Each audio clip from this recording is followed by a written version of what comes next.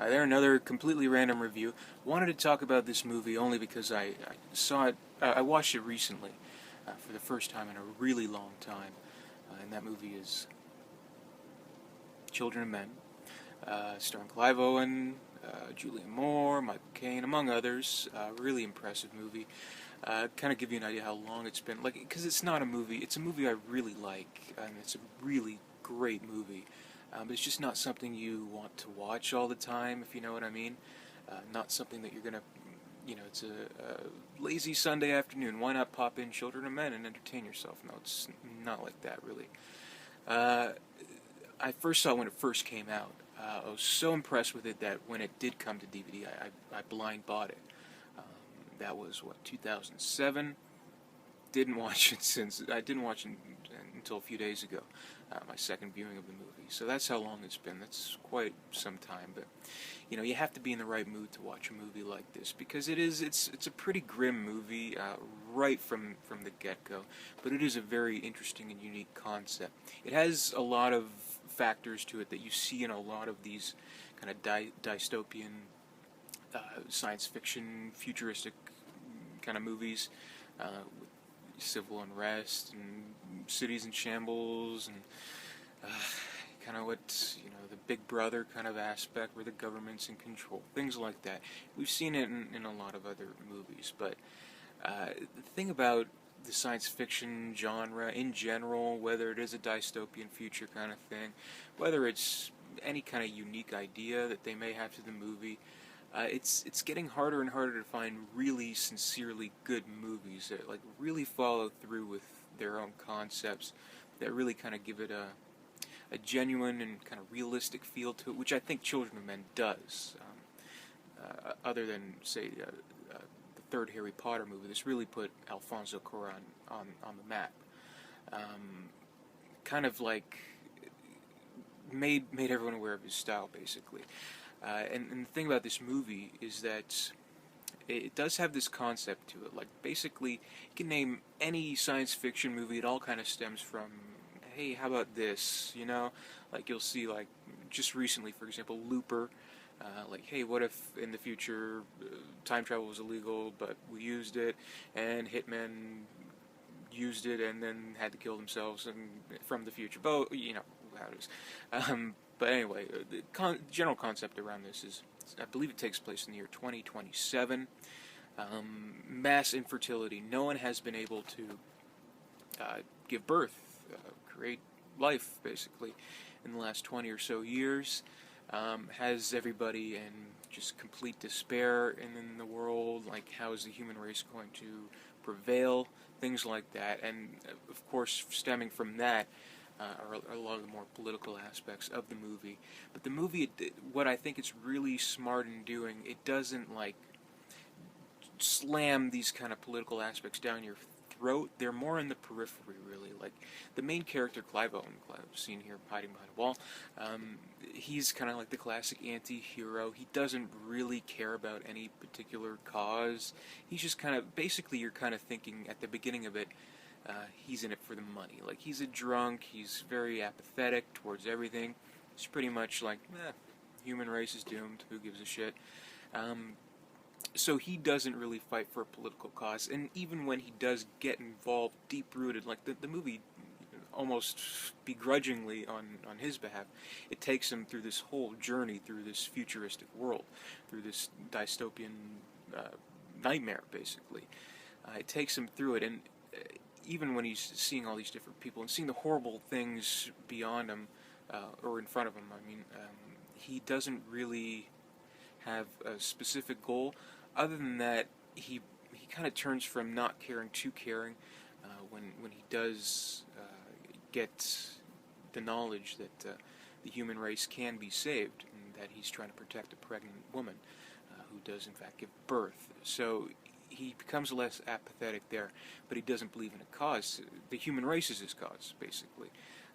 So you kind of see his development in really, really subtle ways.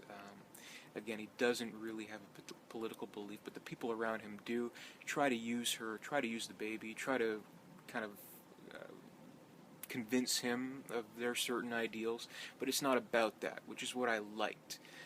It's more just about following him on this journey. And the thing is, the movie, it's so, like, once it gets into the shit, it's really fast paced. Like, so you barely have time to even really kind of think about certain situations and the repercussions they're going to have politically, because you only really get kind of a murmur, a side idea of who wants what for which purpose, things like that. But you know, the main conflict here is Clive Owen's character. He wants to preserve this child, keep it safe at all costs, because it's the human race in his hands, and he has responsibility for that. So I like that.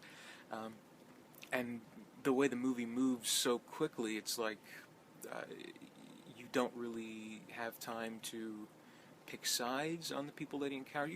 You're on Clive Owen's side for the whole thing. So you learn with him, grow with him, and it gives a really, with the cinematography, which is excellent, it gives a fly on the wall kind of view of everything. And the movie, it does employ kind of like a shaky cam kind of thing, but not over the top. Not like some movies have done recently. Like most recently I saw Man of Steel, which had so much fucking shaky cam, you couldn't even see what's going on. Here at least you can comprehend what's going on, which is good. But it's like you can tell that they're someone with a camera. You kind of get that sense, but at the same time, it's like it's your point of view following Clive Owen around, so that's okay. And there are certain shots in this movie it barely breaks to edit, and moving around the madness of what's going on in each scene, very impressively done.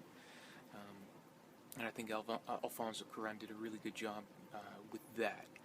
And Clive Owen, I mean, I wouldn't say he's on like my top list of best actors ever. In fact, I haven't really seen too much from him lately. I'm wondering where he's going around. But I've liked other movies he's done. You know, he's done Bourne Identity, which was good. He had a small role there, and he did Closer. I really liked him in Closer. Shoot 'Em Up, things like that. But I think Children Man, that's the best thing he's ever done. Really great performance. I couldn't imagine anyone else in this role. I think he brings a lot to it, more than he's given credit for, actually. You know, not really the kind of first movie you'd think of, like to give Clive Owen like an Oscar nomination or something. But I do think it's kind of the performance of his career.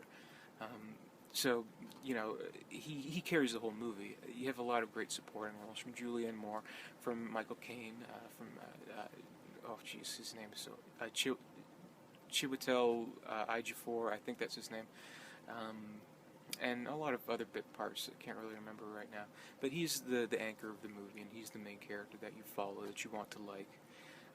So I thought he did a great job in carrying the entire movie, and you feel for this character. So I do think this is kind of one of the best, if not the best, science fiction film of the last few years, only because, one, it tells an interesting story, even though it does have elements that we've seen in other movies, but we can forgive that because we've, you know, not seen it in quite the way that it does, and it's the execution of the movie itself that's really what's appealing. Like, this is a movie, I think it's based on a book, but this kind of makes it unique in movie storytelling. Like, you could take a look at something like 1984, or take a look at something as recently as The Road by Cormac McCarthy.